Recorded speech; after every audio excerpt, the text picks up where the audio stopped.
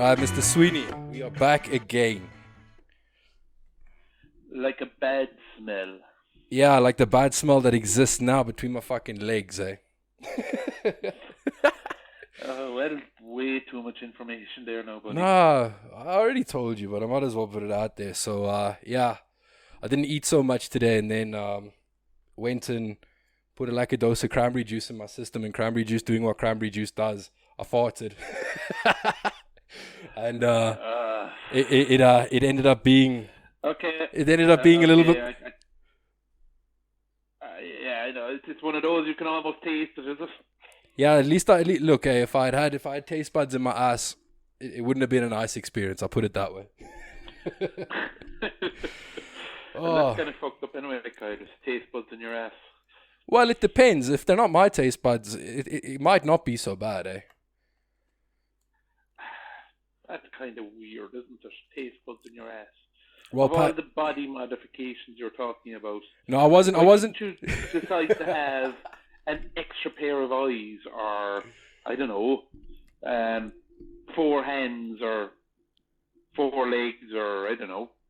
In my case, I might actually get some hair back, a double set of hair. No, listen, what happened with you is all the hair that was on your head through the years has somehow migrated. I don't know if it didn't appreciate being on your head. I'm not sure what the situation was, but it's migrated from your head and now settled nicely everywhere else in your body. Yeah, I agree with that. Personally, my own working theory here is it has something to do with gravity. I think the world's gravity field is a little bit heavier where I'm standing. I'm almost like, I'm almost like an interplanetary body. I have my own gravity field. Oh, you're like a Normamu or something. Head and pull it out everywhere else. Oh, but listen, I'm well on my way as well. I'm getting to the point now. I'm starting to track my beard and my chest hair as the years have gone by, and now I'm slowly starting. I'm approaching 30. It's going to be in a couple of months now. Well, a few months, should I say? And I'm pretty certain that by the end of 2021, my beard and my chest hair might just very realistically become one and the same thing. And for that I thank my mother's side of the family with all the Lebanese blood. Yeah, I think it. Yeah, I don't know what it is, but definitely, as you get older, weirder things happen. Yeah, like hemorrhoids, piles. That was something I never worried about, eh? I'm just putting it on the market, putting it out there. That is not a problem of mine. Not yours. Well, lucky you, eh? Hey? Hello? Yeah, I'm here. I missed that. No, I said Yeah, lucky. I said lucky you, eh? Lucky you. Because, I'm quite I'm sure fate or the gods will combine and give me something worse, but at the moment I'm just happy for small mercies. You obviously haven't been sitting on cold walls or cold benches or anything like that. Eh? Wasn't that the myth? Wasn't that the myth that if you sat on cold things, you'd end up with hemorrhoids? Hey? Hello? Yeah. Is the signal a problem again? It's giving us a problem again, Kyle. Nah, listen, we're gonna soldier on. Fuck this now. Can you hear me though? I can hear you now. I can hear you. All right. Yeah. Look, if it's better than yesterday, at least, I can live with it. But as long as we maintain some sort of a connection, eh? Because if it had to. Yeah. We'll keep going. We'll keep going. If I don't answer you, it's because I can't hear you. But we'll keep going. It's okay. I'll fill in the gaps. Otherwise, I'm just gonna end up looking at the speaker intently, hoping that some superior being out there is looking after me right now. Yeah. You can edit it out anyway afterwards, I presume, can you? Yeah, no, I can for sure. But yeah. As little work as possible. That'd be nice. It would. It would. So otherwise, good sir, your end of the world, how are things, eh? What's happening over there in Ireland? What's happening over here in Ireland? So, on the COVID front, we're back into lockdown, which isn't too bad. It's basically 5 miles from your house, unless you're a frontline worker or an essential worker. No restaurants, no pubs, which is not really appreciated by a lot of the populace, given that we are known worldwide for having the best pubs in the world. So they're all just closed. So it's a bit freak. I think the one probably benefit out of the whole COVID thing is that we're going to become a lot more healthier because we're drinking less beer. No, absolutely. Probably more boring as well, though. No, I don't think so. I think as a nation you might actually become a superpower, eh? Yeah, there is a theory out there on the internet like that say that Ireland would rule the world if it wasn't for beer. That the whole source of beer was the only reason there's beer and alcohol in the world is to keep us in our place. And depending who you talk to, it was invented by aliens or the English or much of a muchness, really, eh? They're both kind of mysterious, aloof, and then they just rock up out of anywhere and just take over the place, eh? Yes. Oh, but let's not go scratching old wounds, eh?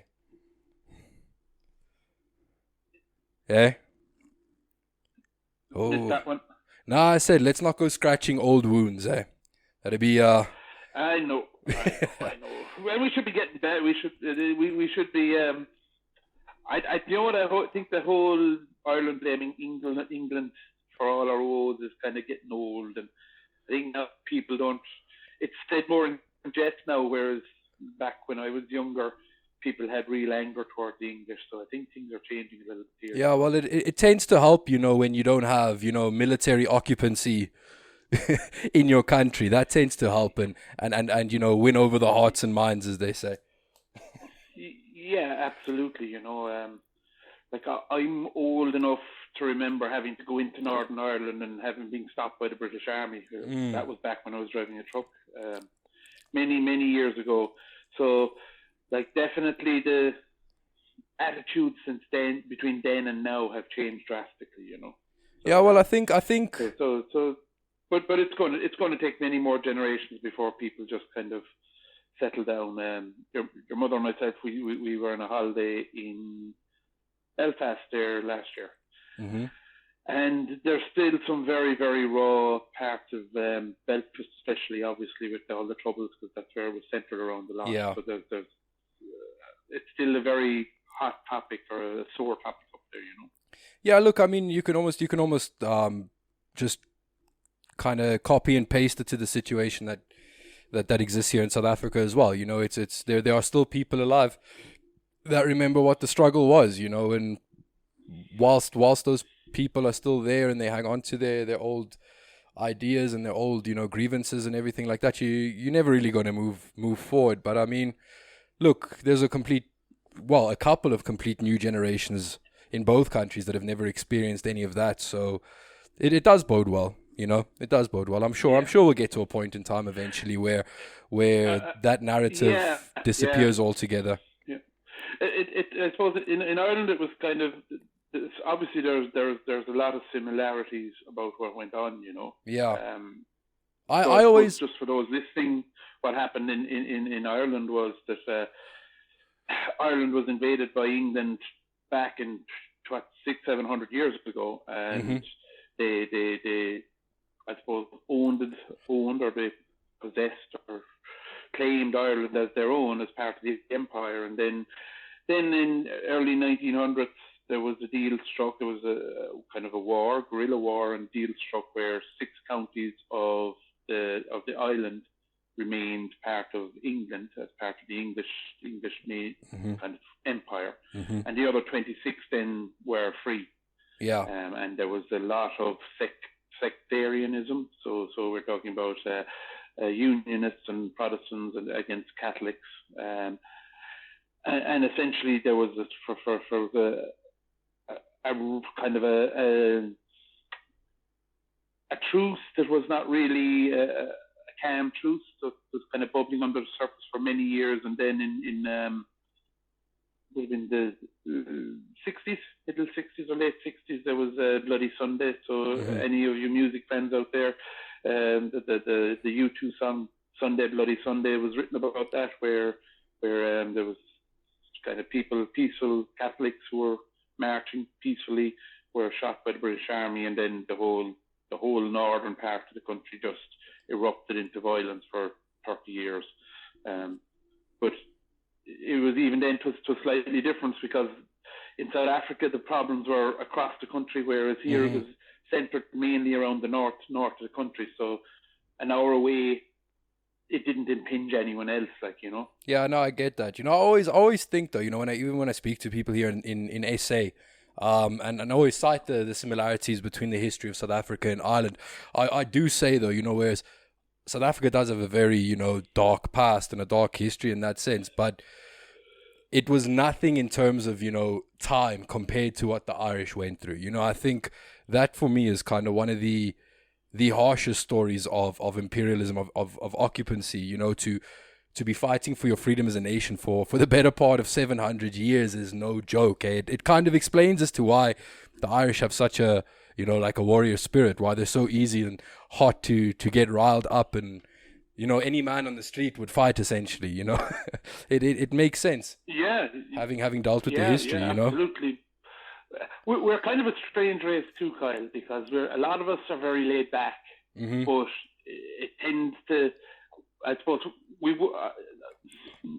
I know it's a generalization, but I would normally say we're not really quick to anger.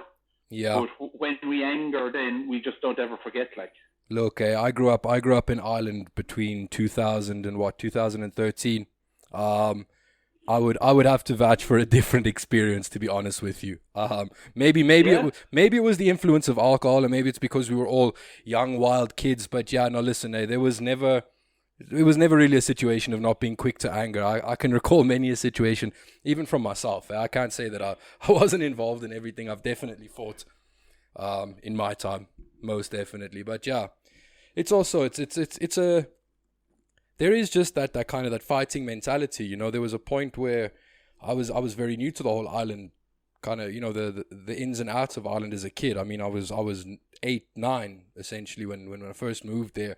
And it took me, I would say, the better part of about 4 years to kind of understand everything and get to it. And yeah, once I did understand, I kind of realized that, as a young guy in Ireland, if you don't learn to look after yourself, you are going to be picked apart, whether it be in school, whether it be on the streets when you're walking around town or whatever. And there does come a point. I mean, if you've not learned how to look after yourself in Ireland, shame, you're just going to spend your teenage years getting fucking broken up by guys who want to steal the odd euro off you for the bus home and stuff like that. That used to be the worst one, walking around and these scummy bastards be coming up to you. Hey, give us a euro. Will you give us a euro? In the heart of Waterford where I grew up, these fucking plebs. By the way, love Waterford. Peace out to all you people. Yes. But then you got to remember, Waterford is a whole kind of area separate unto itself. Like, there's different laws kind of for that area. Like, they just have a different way of looking at things too. Oh yeah, it definitely is. Everything's about the party, and then if you can't get into a fight, why not? I can even recall the last time that I came over to Ireland, which would have been the Christmas 2018.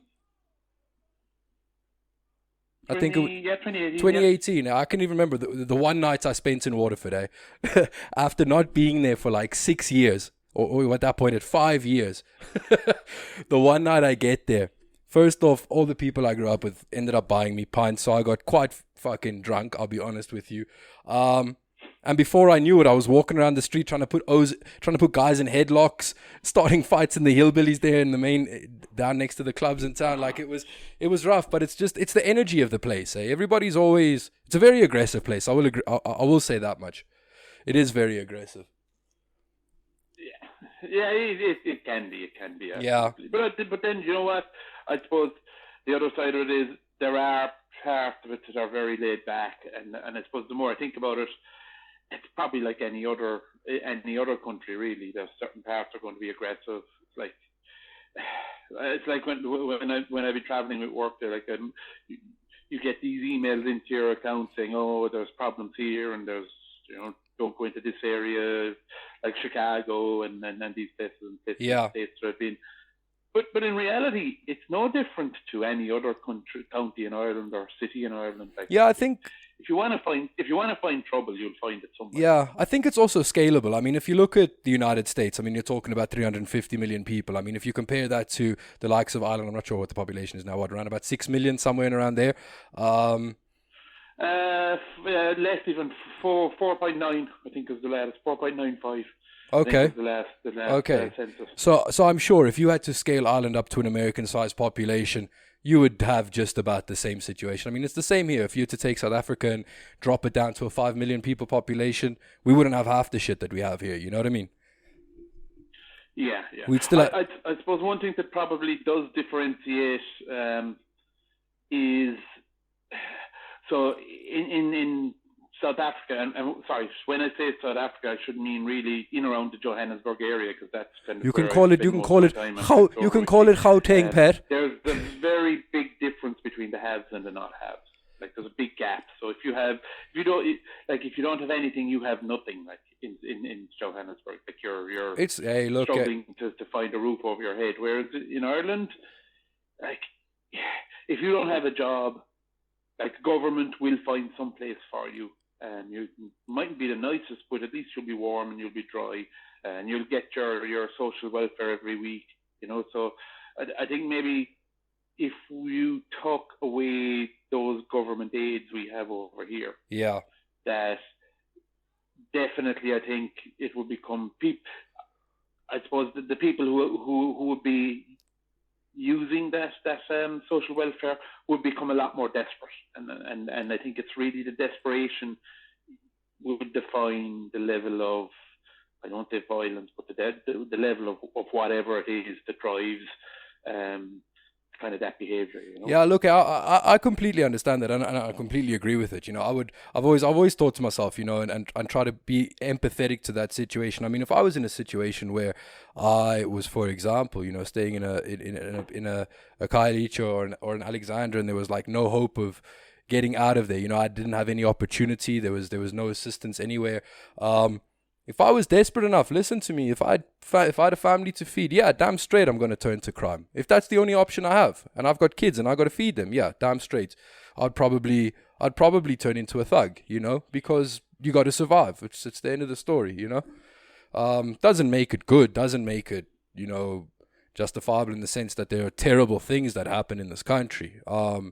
But look, you can at least empathize and understand that state, that understand that mindset that somebody would be in to get to that point where you've maybe not ever worked in your life and all you've ever known is trying to make money through hustling, and the only way that you know how to hustle is to turn to the likes of gangsterism and stuff like that.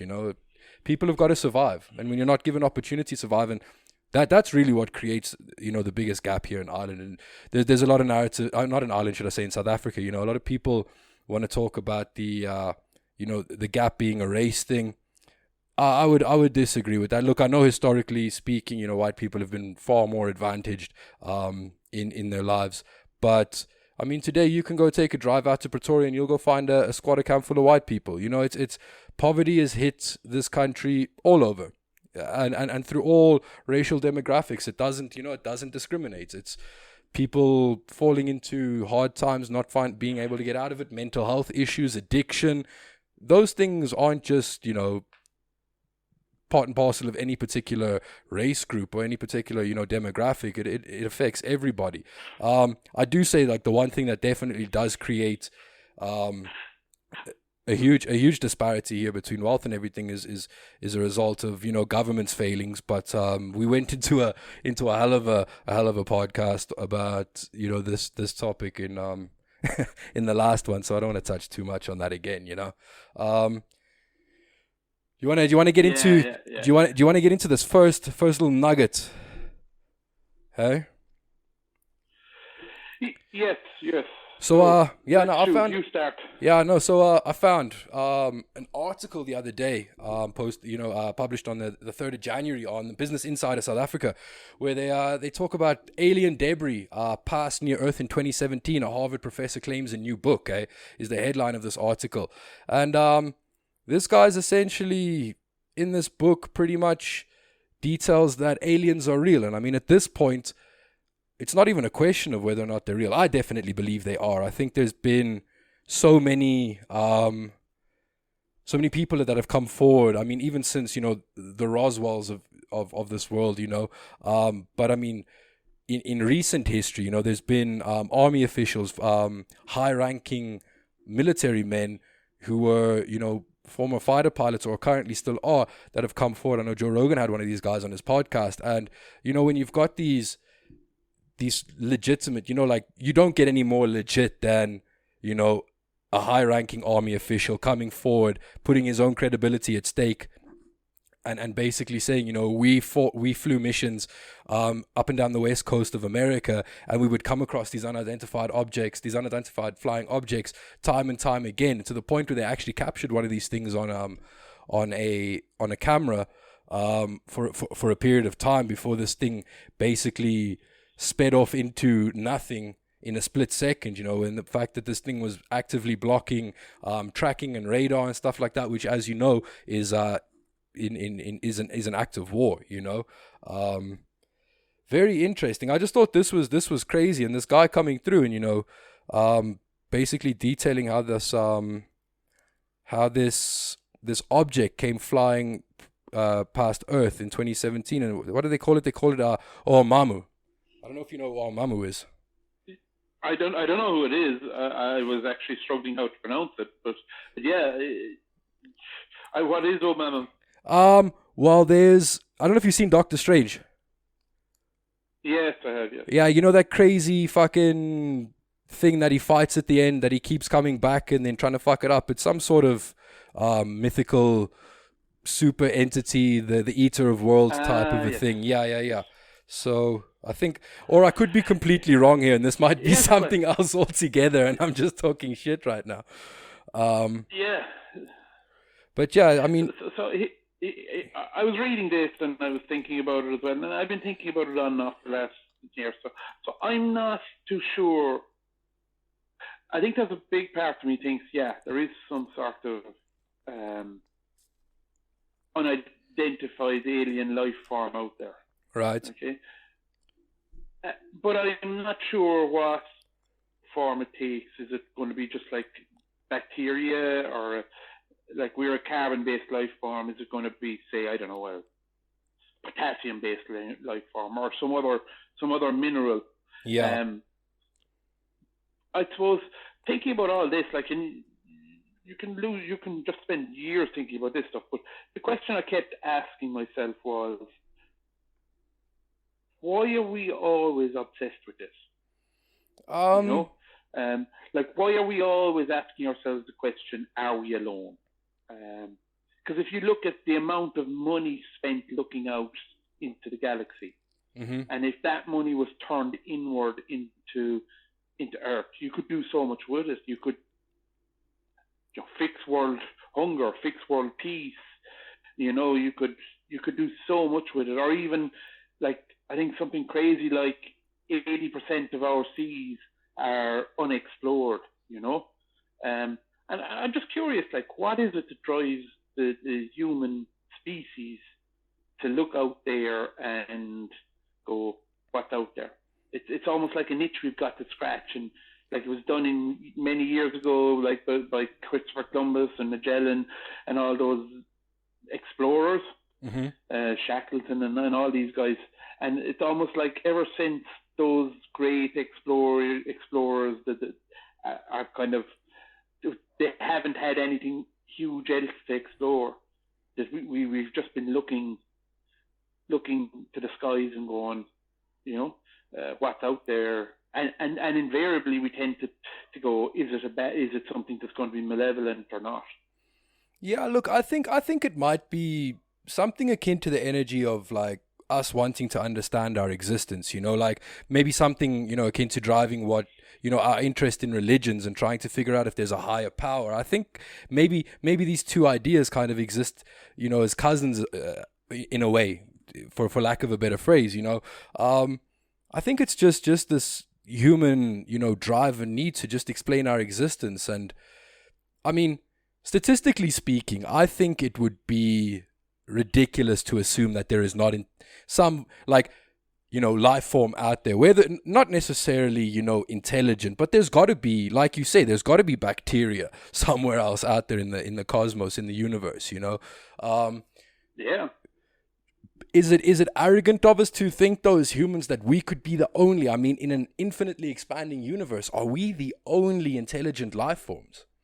I don't think that stands to reason. I really don't. I mean, even if you into quantum physics, and you understand the ideas of you understand the true definition of infinity, and not just the idea of it being an infinite number that's uncountable, but the very definition of it being the possibility of this scenario being happening in an in an infinite number of multiverses, in an infinite number of ways. I don't necessarily think. Yeah. I don't know if alien life necessarily exists in our universe, but it might exist in some other universe, in another dimension or something like that. And maybe these visitors that we get, or supposedly or allegedly get, have found some sort of a way to traverse not just space and time or whatever, but interdimensional travel and stuff like that. I don't know. I think it just comes down to curiosity more than anything else. The same thing that had people eating mushrooms all the way back when in the day and coming up with deity off of their experiences. I think it's just this drive to understand our existence better. I think there's definitely something in our psyche here.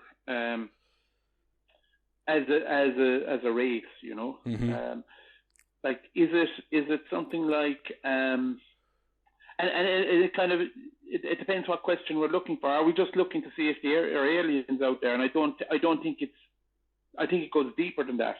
I think we always seem to be searching for a higher power, mm-hmm. or a higher force, or a more advanced race. It's almost like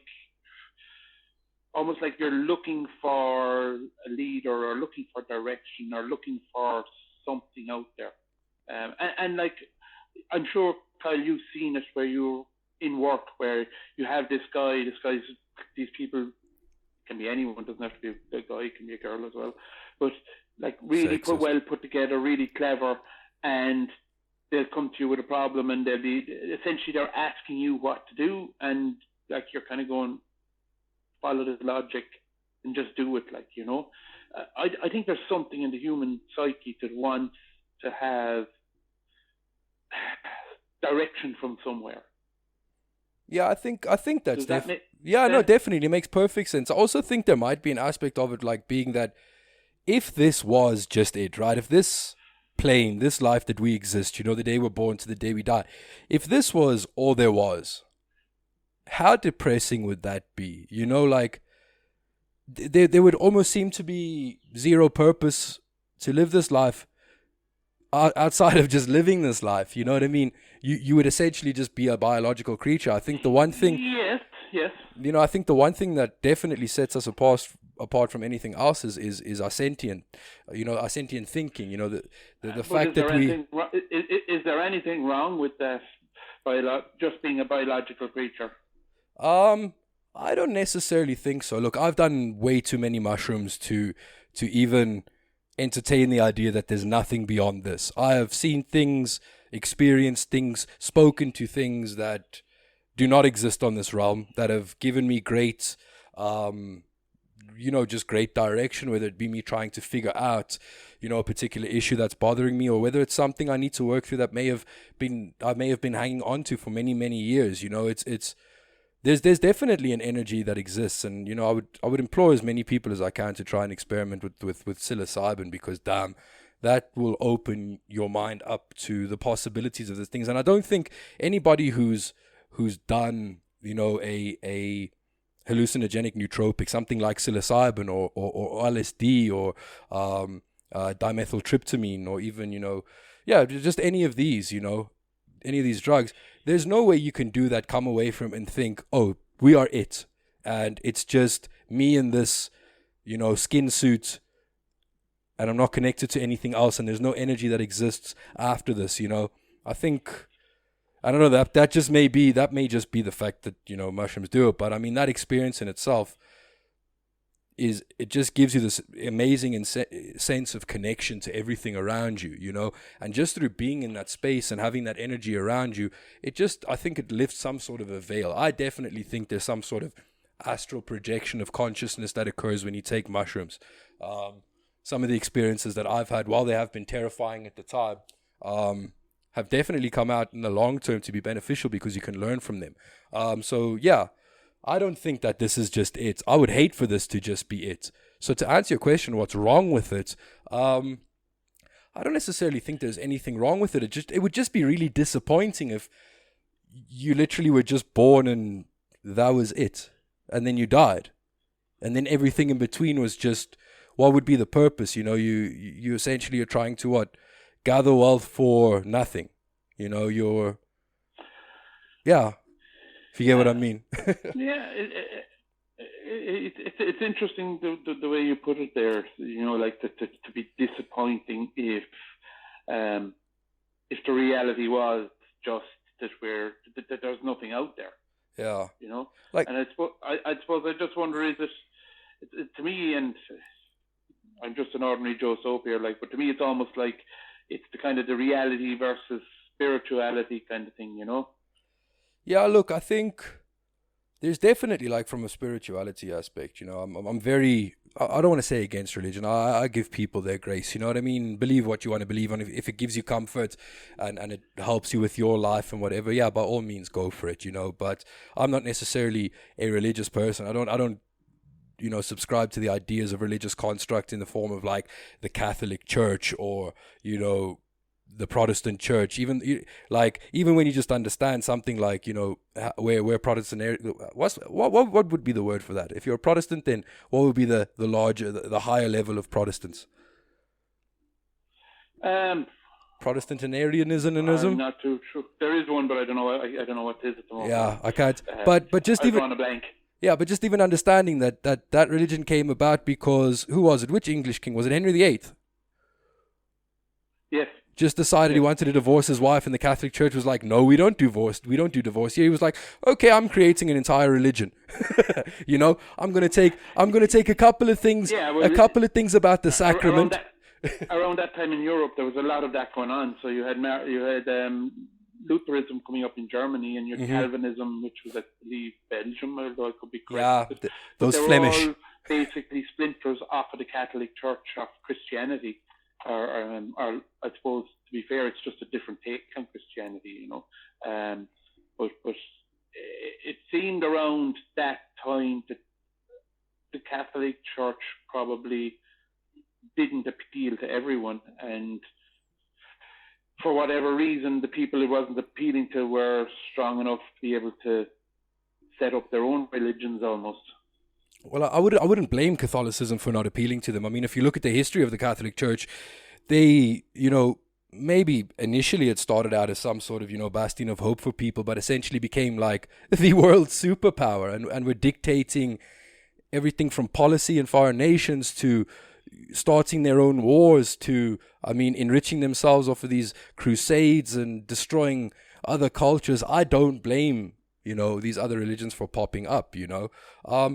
It probably, and I mean, what we were talking about, it falls back to people just trying to find meaning in their existence and probably not subscribing to the idea of, you know, that hard and that dogmatic Catholicism that existed at the time, to the point where they would, you know, the Catholic Church would dismiss scientific evidences, you know, whatever nonsense they wanted to call it, whether it be witchcraft or whatever the case may be, because it, you know, it brought into to some level of disrepute the message that they were trying to bring across, that, you know, the Bible was gospel, and what was written in that was, you know, how things had to be to the letter of the law type of a thing.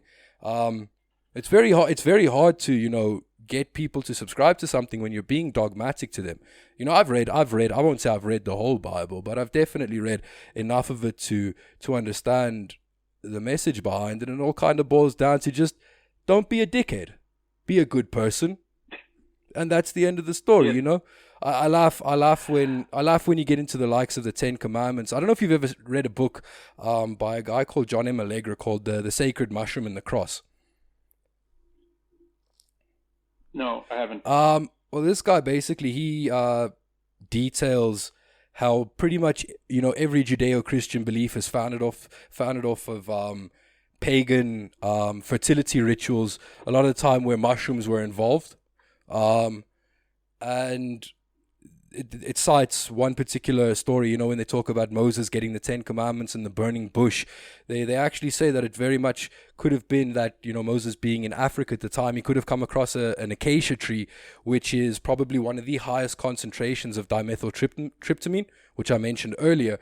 And that burning bush could have been him smoking a lacquer hit of DMT, vying up a mountain, tripping balls, and then coming back with the Ten Commandments, which I got to be honest with you, right? I always laughed at the idea of the Ten Commandments because, things like thou shalt not kill, don't fuck your neighbor's wife, don't do shitty things, These things that humans are pretty much, innately, we're born understanding right from wrong. I mean, you don't have to tell a kid what the Ten Commandments are in order for them to understand what's right and wrong. They understand it. It's part of our coding, we get a knot in our stomach when we do something bad. Internet dropped out again.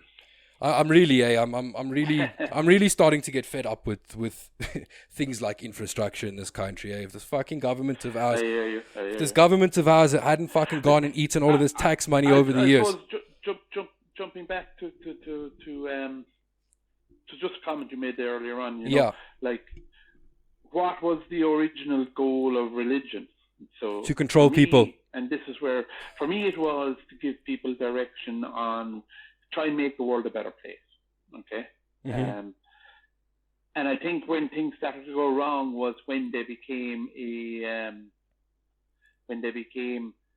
involved in governing and kind of materialistic gains and that kind of stuff. Yeah. And like, to be fair, like I was raised Catholic, probably more of a lapsed Catholic now, but if you look back over history, they've probably done more good than bad. Certainly in their earlier years. The problem is that obviously in recent past, their bad has been very bad, Do you really think though, okay, I would possibly agree with you in terms of the more good than bad, but listen, the bad that they have done is pretty fucking bad, I mean, if we do, you go back to the Crusades, I mean, just total destruction of foreign cultures. And I mean, even if you come through to the modern era of just priests deciding they're going to fuck anything that's, unable to fight back, whether it be a child, a person with a disability, not saying this be all priests at all, but I mean, we know the history of, such places as the Magdalene laundries in Ireland and, all the scandals that have come up pretty much in the last 20 years with the Catholic Church, Look, like I say, I have no problem with religion for anybody else. I get the positive benefits of it, where it gives people a sense of community, where it gives them a sense of purpose and worth. I think that for me is more important than anything else, because without these things, I can guarantee you there would be billions of people on this planet that were just lost, didn't have any, like you say, direction, I suppose. But I can see the positive aspects of that. But I think in the modern society, there's becoming, less and less space for these, old school religions.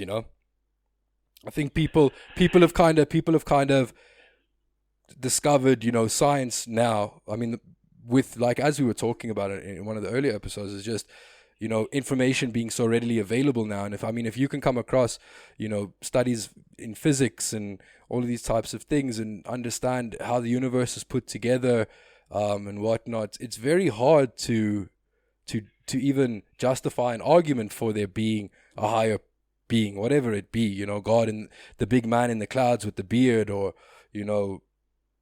Allah, or whatever, what it is, It's very hard to justify these things, But I think there's definitely a place for it. There's got to be a place for it. Like I say, I'm spiritual. I like to think there has to be something out there just because of what I've experienced. I don't know, that energy doesn't exist on this plane, but I take a drug that grows out of a fungus in the ground, and I transport myself somewhere and have these amazing out-of-body experiences that are unexplainable outside of that realm.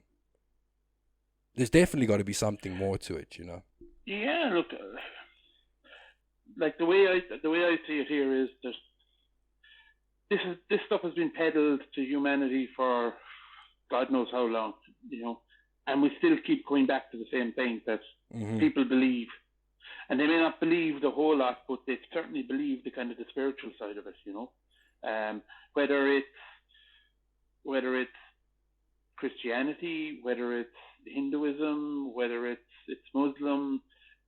To me, it's almost like they're all shadows of each other, in that they all give direction to people, and they all have their own problems, but at the core of them, it's giving people direction, a reason for being, a reason for acting in a way that is, in most cases, fairly decent, Yeah. No, absolutely, yeah. Absolutely.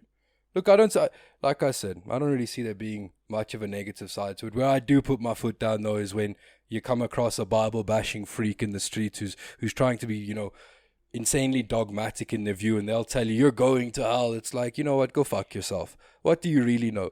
You're so closed off to the rest of existence because you're living inside this book. You want to take it so literally.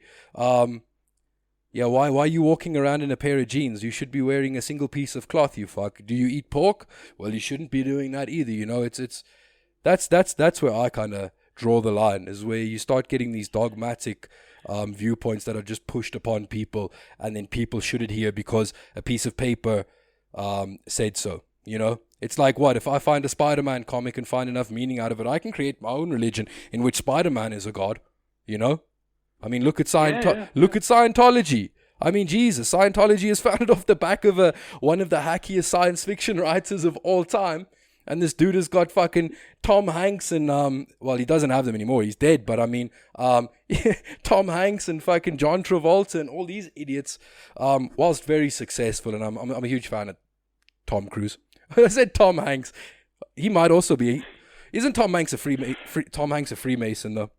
That's the alleged accusation against him.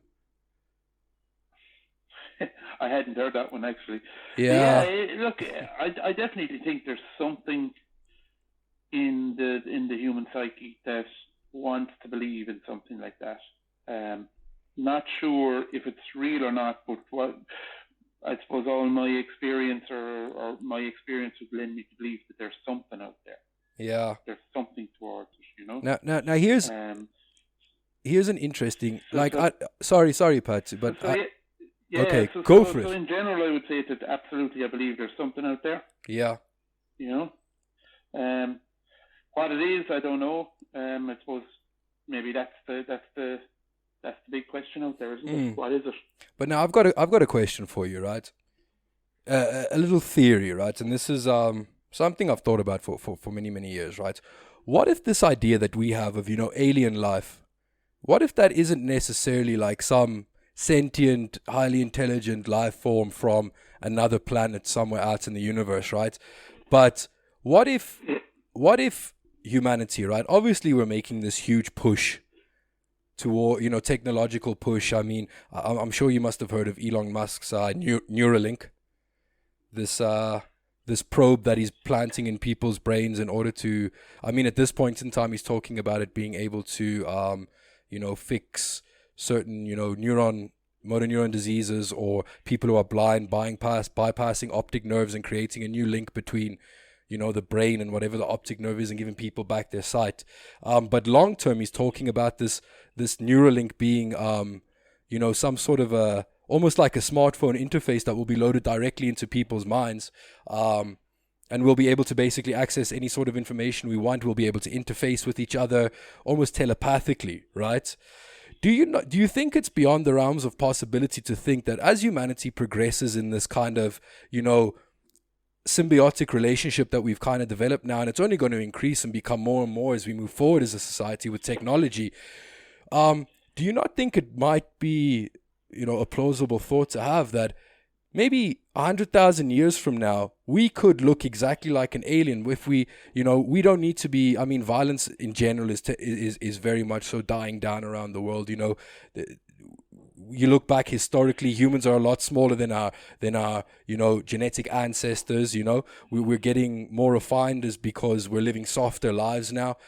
Would it be beyond the realms of possibility to think that in 1,000 or 2,000 or 3,000 years, that, or even 100,000 years if it takes that long, but that humanity could get to a point with the symbiotic relationship with technology and our need to not do such labor-intensive jobs or whatever the case may be, that we end up becoming some sort of a resemblance of an alien, and that we could just be what we perceive to be aliens, could be future humans traveling back in time. I think it's very possible, because if you think about it, okay, if you look objectively and scientifically at what would be likely to happen if we kind of keep progressing this road, right? Mm-hmm. So first of all, if you think about it, we're now kind of almost connected,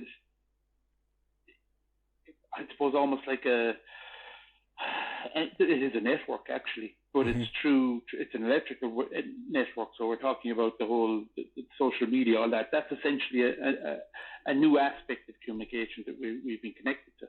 Yeah. So if we were to progress around that and kind of, I've got to fly if I could find around I suppose physically, how would that change us? So obviously the one everyone is talking about, or you're seeing coming, it seems to be coming to the fore more and more, is having like almost like a chip in our head, so that we have real time or almost instant communication with anyone we want on the planet. Mm-hmm. Okay. So if that happens, you're going to be using your brains more, so your brain is going to develop more. So it's kind of logical that your brain might actually get bigger. Okay. Whereas, and almost the direct opposite of that then is that the more technologically advanced we become, the more we're going to not kind of do the work ourselves. So like I have a manager in work, and he keeps saying, "Oh, we got to work smart, not work hard." Yeah. And if you take that to the nth level, it means let's get a couple of robots to do all the slogging, or all the grinding parts or assembling stuff, and let the human beings become the guys who are going to design the process, or you know what, let's get a robot in and to do the housework and the cooking and the cleaning, and you can imagine if that was the case, if that's the way we're going to go down, that you would see that physically we would change then, because we wouldn't need the same muscle mass that we currently have. We wouldn't need the same bone density that some of us have, because if you look at certain I suppose people, so if you look at the Polynesians, Mm-hmm. so they're just big, huge men, really strong, powerful, but that's because they're genetically designed to meet the needs of their life. Whereas if the needs of your life are going to change, so if you're not going to be really required to run a marathon or lift I don't know, bags of stuff every day, Mm-hmm. and if you're only genetically, if your lifestyle needs you to be able to, I don't know, work out complex equations or figure out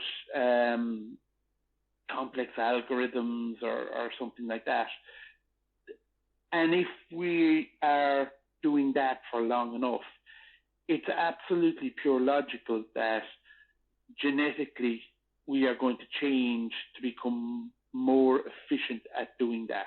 Mm-hmm. Does that make? Do you kind of understand where I'm thinking, or what that's exactly that's exactly my the train of thought that I was on. I mean, it really does stand to reason that should we become more dependent on AI and robotics to do menial labor, the hard work, as you put it, we probably are. I mean, we're probably going to be a planet of male feminists in about 100 years. You get me? Yeah, it's almost like, I've seen so many shows where they show like a rendering of an alien, and it's this big head on very spindly, um, spindly kind of limbs, Hmm. and people are saying, "Oh, it's because they're living in a low gravity world." Okay, but Yeah. maybe it's just that because maybe that change or that the way that they look is not because of the environment they live in, but the lifestyle they lead. Well, I mean, generally we have a major understanding of biology at this point. I mean, living in 2021 now, we've pretty much, mapped out biology to a fairly, advanced degree at this point in time. So if you were to follow, like, I mean, if you think about it, Pat, right? Think about how much bigger. If you had to take a Neanderthal, for example, and just drop it into the 21st century, how much bigger do you think that thing is going to be than the average human walking around? And the reason being is that those things were fucking, well, not those things, but those creatures, our ancestors, were fighting fucking things. I mean, can you imagine having, like, going out and there being a saber tooth or something out there, or you've got mammoths, or you've got these massive predators that don't exist anymore, you would have to be very robust and huge to deal with that. And now, as we've no longer need to do that, we've become softer. I mean, humans have probably even become softer. Maybe we've definitely become bigger because of nutrition being much better than what it was in, say, the turn of the 19th century and even the 18th and the 17th century, where people were literally just eating what they could get. Whereas now we don't want a need for food for the most part. We have nutrition and very high levels of nutrition for a long time, so we're bigger now than what we used to be, but we're definitely smaller than what we were, 60,000 years ago or 70,000 years ago. Yeah, yeah. I actually hadn't thought about that. I always had just assumed in the back of my head that we're probably bigger now than we ever were, just purely due to our own nutrition. Well, maybe, Um, maybe, maybe in terms of height, maybe height is a different story. But I mean, bone density, as you were talking about, is what you mentioned. I can guarantee you, a Neanderthal's bone density had to be far superior, greater than what we are as Homo sapiens. Because I mean, shit, we can travel around in cars. I mean, we've lived through a generation or through a time where transport is a very legitimate thing. I mean, these things were traversing the Bering Straits and these types of things with just nothing but themselves. So I'm sure they probably had to be far denser, robust beings than what we are. yes, yes. Well, I would say maybe there certainly would be um, physically stronger. I Hmm. don't think they'd be quite as big as us, but I do think that they would certainly have more stamina, have more. Um, how would I say this? So the way like you see some guys. So if you look at someone like Mountain or Eddie Hall, these huge power lifters, right? Yeah. So these are ginormous men, right? Have to Hmm. eat an unbelievable amount of food to get to that size, right? Yeah. And their whole body is purely designed just for that 1 minute of unbelievable heavy powerlifting. Whereas if you look at someone like a Mo Farah, so the 2012 Olympic um, Yeah. was Long the distance, a marathon runner. Yeah. 5,000 meter or 10,000 meter runner. So his body shape was a lot leaner. Basically, his muscles were designed so that he could just keep doing the same thing for a long time. So keep running for a long time. Yeah. So I would suggest people like kind of Neanderthal men would probably have um, a mixture of the two. So they probably would need to be able to kind of have a good bit of stamina and a fair degree of power as well. So I suppose in my head, I think it confirms what we were saying. Into it's it's um its environment will definitely have an effect on your your physical body. Your But I structure. think also what you are doing, what your role is in life, what your lifestyle is, will also have a big difference. Hmm. No, I think so too. I think so too. Let me ask you a question. So, Yeah. do you think a Neanderthal fighting modern man would be like modern man fighting a chimp? We obviously were much bigger than them, but let's be honest. Man versus chimp, there's only one winner coming out there. We are getting fingers bitten off, dicks bitten off. They're going to tear us apart. So do you think we'd stand a chance? I think we would. Really? Because I think the way we're wired at the moment is that I don't think we would ever go head to head with them.